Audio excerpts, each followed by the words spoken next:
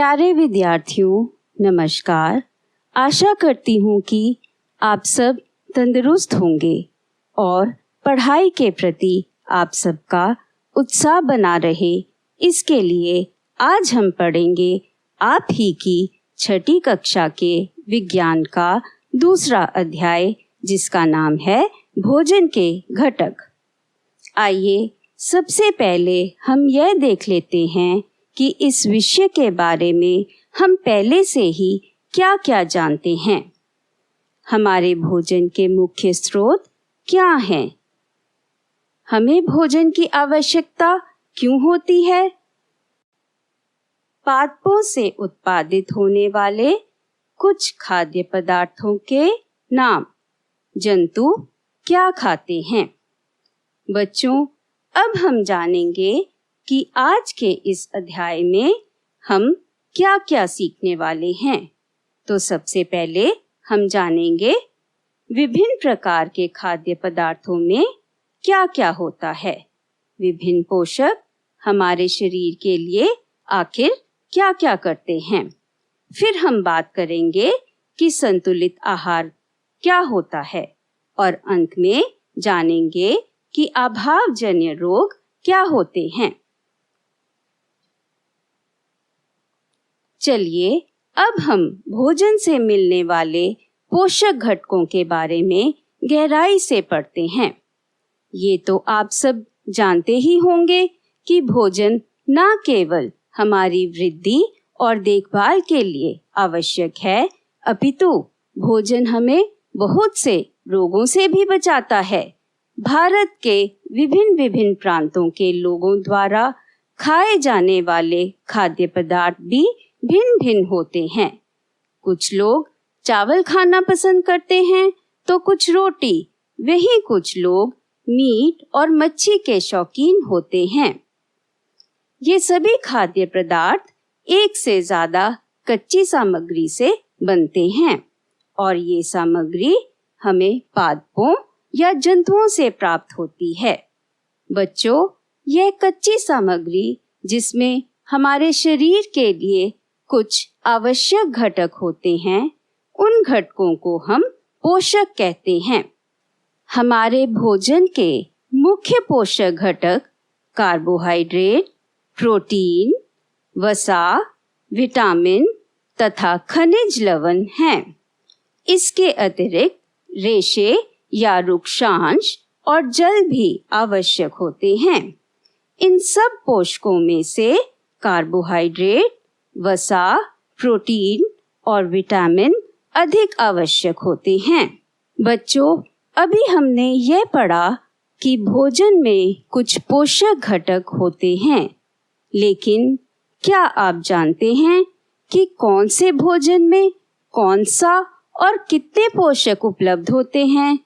इनकी उपस्थिति को जानने के लिए हमारे पास कुछ टेस्ट अथवा परीक्षण मौजूद होते हैं।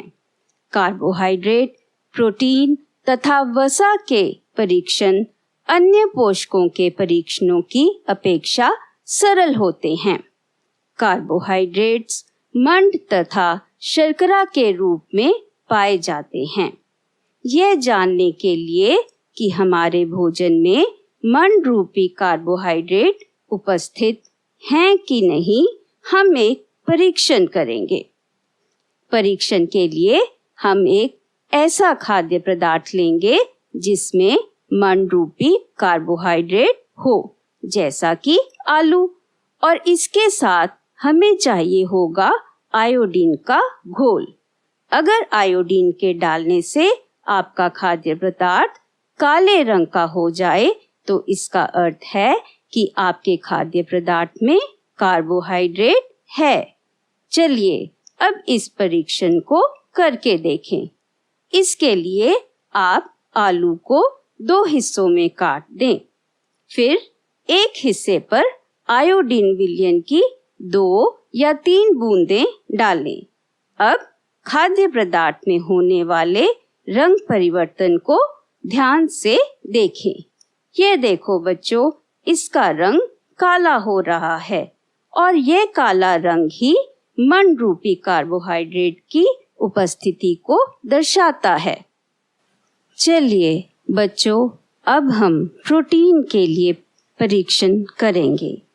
परीक्षण के लिए जिस खाद्य पदार्थ का उपयोग हम करने जा रहे हैं वे हैं दालें, क्योंकि ये तो आप सब जानते हैं कि दालें प्रोटीन का सबसे बड़ा स्रोत होती हैं।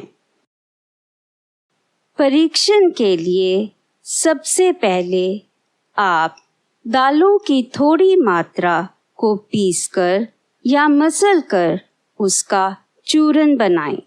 फिर उसे एक साफ परख नली में डाल दें और उसके बाद परीक्षण के लिए हमें 3 पदार्थों की आवश्यकता पड़ेगी।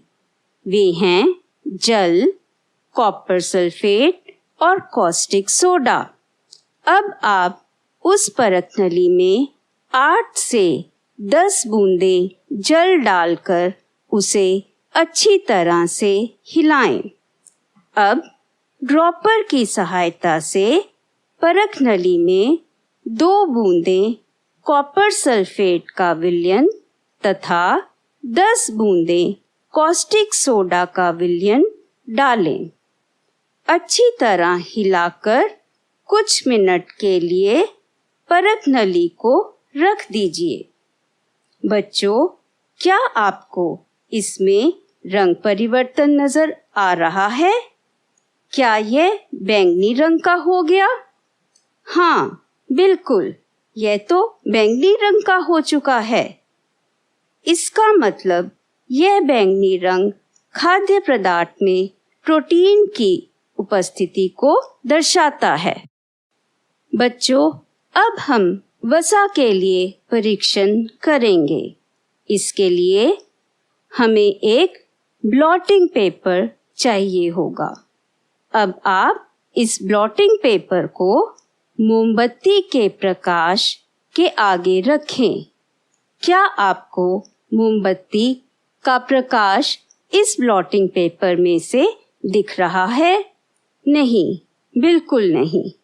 अब आप इस ब्लॉटिंग पेपर पर कोई ऐसा खाद्य पदार्थ लगाएं जिसमें वसा हो। ध्यान रहे कि पेपर फट ना जाए। अब आप इस कागज को दोबारा मोमबत्ती के प्रकाश के आगे रखें। क्या अब आप मोमबत्ती के प्रकाश को कागज द्वारा देख पा रहे हैं? हाँ बच्चों, अब आपको यह प्रकाश दिख रहा होगा।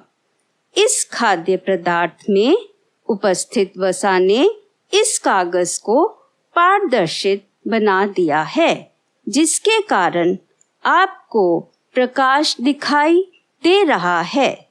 इस कागज का पारदर्शित होना ही वसा की उपस्थिति को दर्शाता है।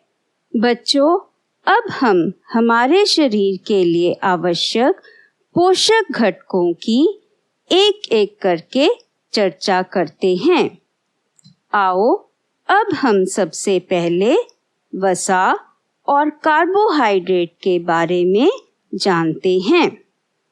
कार्बोहाइड्रेट मुख्य रूप से हमारे शरीर को ऊर्जा प्रदान करते हैं।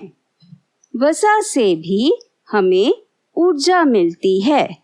वास्तविकता यह है कि कार्बोहाइड्रेट की तुलना में वसा की समान मात्रा से हमें अधिक ऊर्जा प्राप्त होती है। वसा और कार्बोहाइड्रेट युक्त भोजन को ऊर्जा देने वाला भोजन भी कहते हैं। कार्बोहाइड्रेट के कुछ स्रोत हैं: गेहूं, तरबूज, चावल, आम, आलू, मक्का आदि, और वहीं अंडा, घी, मछली, मांस, तिल और सरसों का तेल, यह सभी वसा के स्रोत हैं। प्रोटीन की आवश्यकता शरीर की वृद्धि तथा स्वस्थ रहने के लिए होती है। प्रोटीन युक्त भोजन को प्रायः शरीर वर्धक भोजन कहते हैं। चना, सोयाबीन, पनीर, मटर, दूध आदि प्रोटीन के स्रोत हैं। बच्चों, क्या आप जानते हैं कि विटामिन और खनिज हमारे लिए क्यों आवश्यक हैं? विटामिन और खनिज लवण भोजन के ज़रूरी पोषक घटक हैं जो हमारे शरीर के विकास तथा अच्छे स्वास्थ्य के लिए बहुत ज़रूरी हैं। विटामिन और खनिज लवण शरीर की रक्षात्मक प्रणाली को बढ़ाते हैं, साथ ही में शरीर की वृद्धि और तंदुरुस्ती, सेल और अन्य अंगों के सही काम करने के लिए भी विटामिन और खनिज लवण बहुत आवश्यक हैं। विटामिन 6 प्रकार के होते हैं। Vitamin A, vitamin B, vitamin C, vitamin D, vitamin E और विटामिन के। अब हम इन सभी प्रकार के विटामिनों के बारे में एक एक करके विस्तार से पढ़ेंगे। बच्चों, आपने तो सुना ही होगा कि गाजर हमारी आँखों के लिए बहुत ही फायदेमंद होती है। यह बिल्कुल सही है, क्योंकि गाजर में कैरोटीनॉइड्स होते हैं, जिसे हमारा शरीर विटामिन ए में बदल देता है। यह विटामिन हमारी आँखों की समस्याओं को हल करता है। कैरोटीनॉइड्स अधिकतम मात्रा में हरी, पीली, संतरी और लाल सब्जियों और फलों में मिलता है। विटामिन ए हमें डेयरी उत्पाद जैसे दूध, मक्खन आदि पदार्थों में अधिकतम मात्रा में प्राप्त होता है। बच्चों, क्या आप जानते हैं कि भोजन में विटामिन ए की कमी होने से रतौंधी नामक रोग भी उत्पन्न हो सकता है। इन रोगियों की दृष्टि कमजोर हो जाती है तथा इन्हें अंधेरे में कम दिखाई देता है। विटामिन बी की कमी से बेरी-बेरी नामक रोग हो सकता है। इस रोग में पेशियों में दुर्बलता और काम करने की ऊर्जा में कमी आ जाती है। विटामिन सी बहुत से रोगों से लड़ने में हमारी मदद करता है। इस विटामिन की कमी से स्कर्वी नामक रोग उत्पन्न होता है, जिसमें मसूड़ों से खून निकलना, घाव भरने में अधिक समय लगना जैसी समस्याएं आ जाती हैं। विटामिन डी हमें शरीर में कैल्शियम और फास्फोरस सोखने में सहायता करता है, जिसके कारण हड्डियों और दांतों की समस्याएं दूर हो जाती हैं। इसकी कमी से रिकेट्स नाम का रोग हो सकता है। बच्चों, क्या आप जानते हैं कि हमारा शरीर भी सूर्य की प्रकाश की उपस्थिति में विटामिन डी बना सकता है। विटामिन ई चमड़ी, आँखों और रक्षात्मक प्रणाली को मजबूत करता है। यह हमें वेजिटेबल ऑयल, ऑलिव ऑयल और हरी सब्जियां जैसे पालक, अनाज, सूखे फल या मेवों से भी मिलता है। इसकी कमी के कारण मांसपेशियां और नाड़ी प्रणाली कमजोर हो जाती हैं। अंत में अब हम बात करेंगे विटामिन के बारे में। विटामिन के साथ खून जमने लग जाता है। यह खून के जमने में सहायक होता है। बच्चों, जब आपको कभी चोट लग जाती है और आपकी चोट से खून बहने लगता है तो वह खून कुछ समय बाद अपने आप ही निकलना बंद हो जाता है, क्योंकि विटामिन के रक्त को चोट के स्थान पर जमने में सहायता करता है। बच्चों, यदि चोट लगने से कुछ समय बाद भी खून बहना बंद ना हो तो इसका मतलब आपके शरीर में विटामिन के की कमी है। विटामिन के स्रोत हैं दाल, अनाज, हरी सब्जियां, गोभी, पालक, साग आदि। विटामिन ए, डी, ई और के वसा में घुलनशील हैं और शरीर में जमा हो जाते हैं। वहीं विटामिन बी कॉम्प्लेक्स और विटामिन सी जल में घुलनशील होते हैं और शरीर में जमा नहीं होते। आओ बच्चों, अब हम खनिज लवण की जानकारी प्राप्त करते हैं। विटामिन की तरह ही खनिज लवण भी हमारे शरीर के विकास और अच्छे स्वास्थ्य के लिए आवश्यक होते हैं। हमारा शरीर खनिज अपने आप नहीं बना सकता। इसकी पूर्ति हमें भोजन के द्वारा होती है। खनिज का इस्तेमाल हड्डियों की मजबूती और नाड़ी प्रणाली को तंदुरुस्त रखने के लिए होता है। कुछ खनिज हार्मोन्स को भी बनाते हैं और हमारे दिल की धड़कन को संतुलित करते हैं। कुछ आवश्यक खनिज calcium, iron, phosphorus, iodine, chlorine, magnesium, potassium, sodium और सल्फर हैं। कैल्शियम और फास्फोरस दांतों और शरीर की हड्डियों की मजबूती, खून को जमने में और मांसपेशियों के सिकुड़ने में सहायक होते हैं।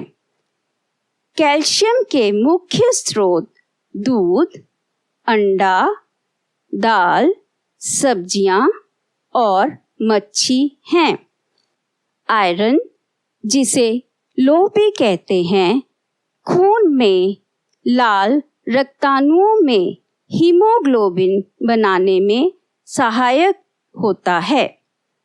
हम आयरन हरी सब्जियों और जंतुओं के जिगर से प्राप्त कर सकते हैं। आयरन की कमी से अनीमिया नामक रोग हो जाता है। आयोडीन थायराइड ग्रंथि को ठीक ढंग से कार्य करने में और शरीर के विकास में मदद करता है।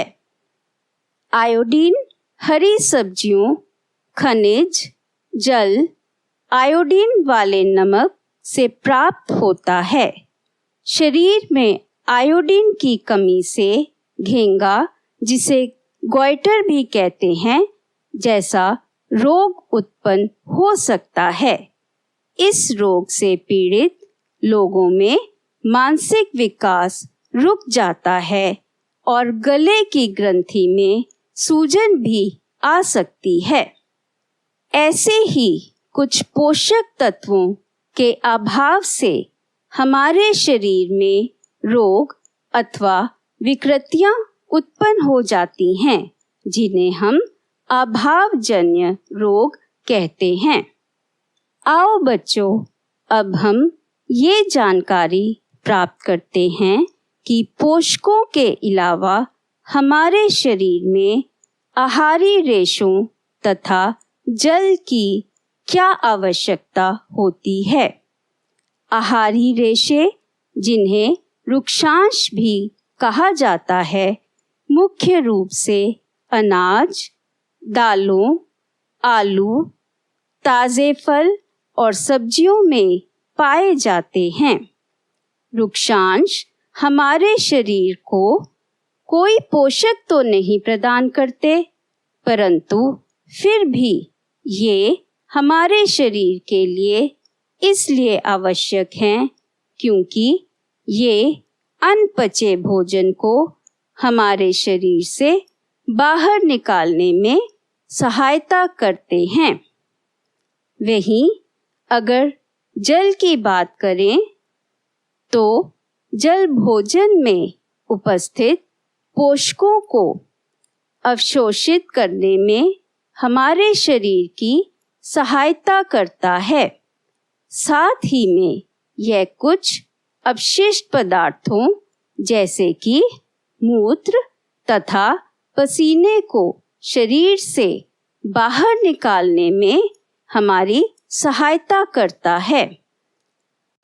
हमारे शरीर को जितने जल की आवश्यकता होती है, वह जल, दूध, चाय आदि के सेवन से पूर्ण हो जाती है। बच्चों, अब हम संतुलित आहार के बारे में देखेंगे।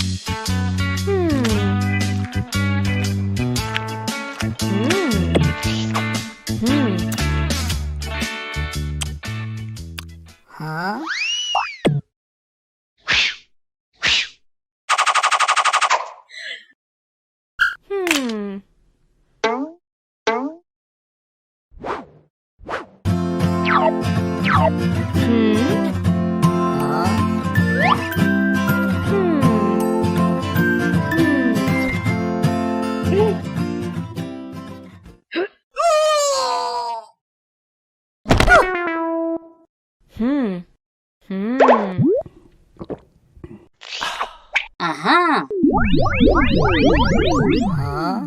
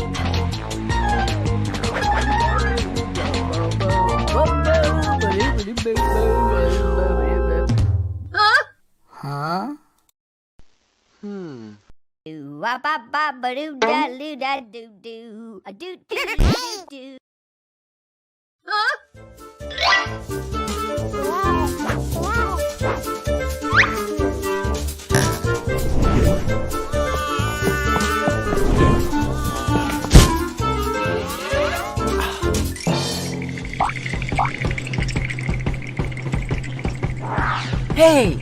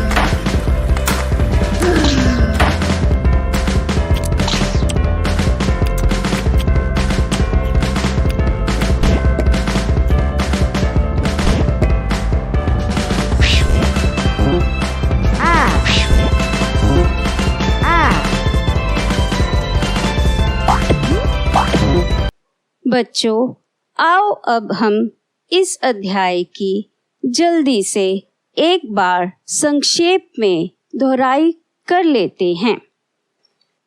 सबसे पहले हमने इस अध्याय में ये जाना कि हमारे भोजन के मुख्य पोषक तत्व कार्बोहाइड्रेट, वसा, प्रोटीन, विटामिन और खनिज लवण हैं।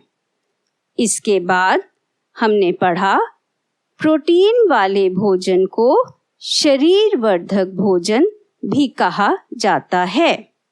फिर हमने ये जाना विटामिन हमारे शरीर को रोगों से बचाते हैं।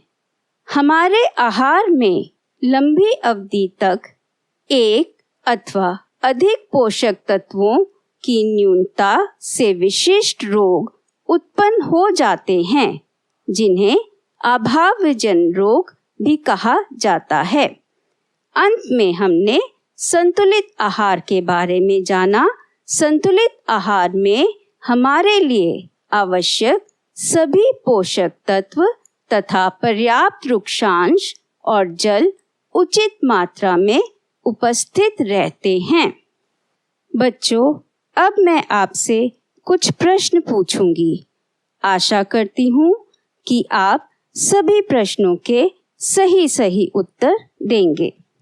सबसे पहले आपने सही या गलत पर निशान लगाना है। पहला प्रश्न, वसा और कार्बोहाइड्रेट वाले भोजन को ऊर्जा देने वाले भोजन भी कहा जाता है। यदि आपका उत्तर सही है या आपने सही पर निशान लगाया है तो आपका उत्तर बिल्कुल ठीक है। तो चलिए, आपका अगला प्रश्न है। आपने रिक्त स्थान की पूर्ति करनी है। डैश हमारे शरीर की रक्षात्मक प्रणाली को बढ़ाते हैं। जी हाँ, यदि आपका उत्तर विटामिन तथा खनिज लवण हैं तो आप बिल्कुल सही हैं। अगले प्रश्न में आपको उत्तर के लिए कुछ विकल्प दिए गए हैं। उनमें से आपको सही विकल्प पर निशान लगाना है। तो आपका प्रश्न है, रतौंधी रोग किस विटामिन की कमी से होता है? यदि आपका उत्तर विटामिन ए है तो आप इस बार भी सही हैं। आपका आखिरी प्रश्न है, संतुलित आहार किसे कहते हैं? जी हाँ बच्चों, यदि आप अपने आहार में सभी पोषक घटकों को और वो भी सही मात्रा में ले रहे हैं तो ऐसे आहार को हम संतुलित आहार कहेंगे। अंत में मैं आशा करती हूँ कि आप सभी को यह अध्याय भोजन के घटक अच्छी तरह से समझ आ गया होगा। आप सभी तंदुरुस्त रहें, पढ़ते रहें और बढ़ते रहें। धन्यवाद।